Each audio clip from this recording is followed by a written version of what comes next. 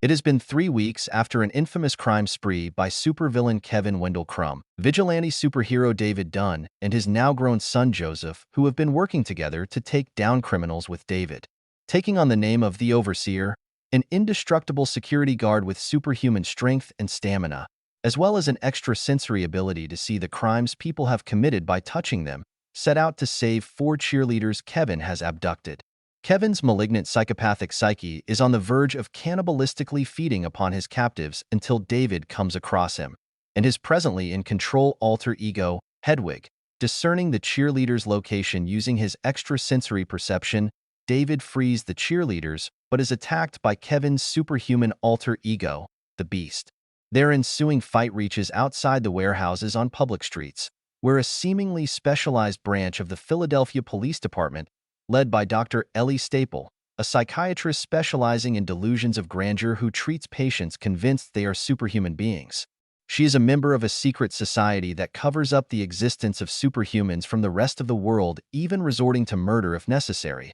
Activates a machine that flashes a set of hypnotic lights, forcing the Beast to switch identities. Staple convinces David to surrender, and both David and Kevin are arrested. David and Kevin are sent to the mental institution for the criminally insane. Also being held there is Elijah Price, David's sworn archenemy, who is known as Mr. Glass, a superhumanly intelligent mass murderer and comic book theorist with type 1 osteogenesis imperfecta, who was institutionalized after Dunn discovered his crimes. Staple, the head doctor of the mental institution, states that she specializes in working with patients who claim to have special powers, and that she has been given 3 days to persuade David, Kevin, and Elijah that they are normal people who simply believe they have superpowers.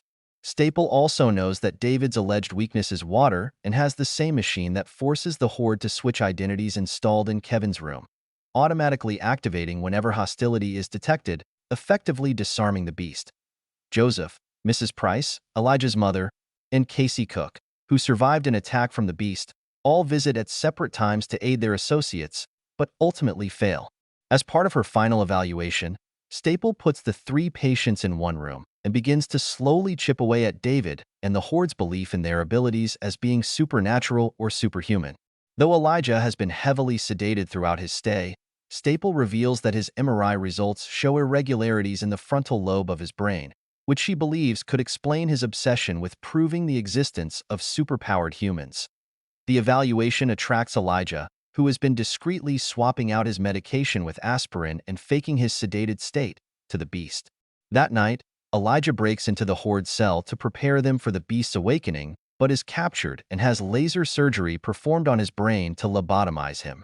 However, Elijah had anticipated this and had previously sabotaged the surgical laser, causing it to have no effect on him. He escapes captivity by slitting an orderly's throat and sets off to awaken the Beast. Elijah convinces the Beast to battle David during the public unveiling of the city's new highest tower to revive the Horde's faith and reveal the existence of superhumans to the world, before turning his attention to David and forcing him to accept the truth of his superhuman abilities to escape, lest Elijah destroy the tower in place of the showdown. David, Kevin, and Elijah are all able to escape from the hospital. David and the Beast face off again outside of the hospital, and are evenly matched until Staple intervenes.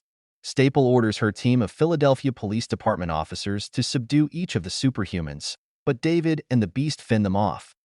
Elijah informs the Beast that David's mortal weakness is water, but Joseph intervenes and reveals to the Beast Elijah orchestrated the terrorist train attack that murdered Kevin's father, the same train crash that Elijah caused to find David.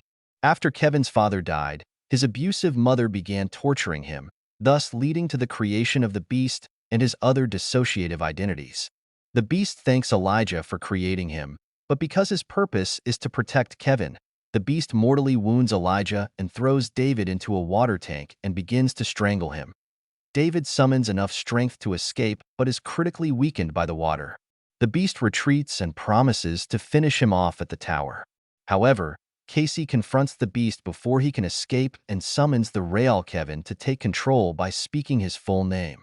Without the Beast's superhuman strength and durability to protect him, Staple orders an officer to shoot Kevin. Kevin is granted full custody of the light by his other personalities and dies in Casey's arms. Staple's men then overpower the weakened David and drown him in a flooded pothole. Staple lets David touch her as he dies, granting him a vision of her being covertly part of a clandestine society that covers up the existence of superhuman beings from the rest of the world. Staple tells him that if she had successfully brainwashed him into thinking he was normal, she would have left him alone, but the beast ruined that, and she will now resort to murder in order to silence him. As Elijah finally dies of his wounds, Staple reveals to him a global conspiracy that has masterminded the suppression, pacification, and genocide of superhuman heroes and villains for over 10,000 years in order to protect modern civilization from what they fear would become the tyranny of living gods over men. With Elijah, Kevin, and David dead, Staple deletes the security footage and reports her mission as a success. Unbeknownst to Staple, the cameras around the mental institution had previously been hacked by Elijah and had been live streaming to a private network. Shortly thereafter, Mrs. Price, Joseph, and Casey all receive a copy of the footage and choose to release it online, bringing the existence of superhumans to the awareness of the public. Thank you. Don't forget to subscribe.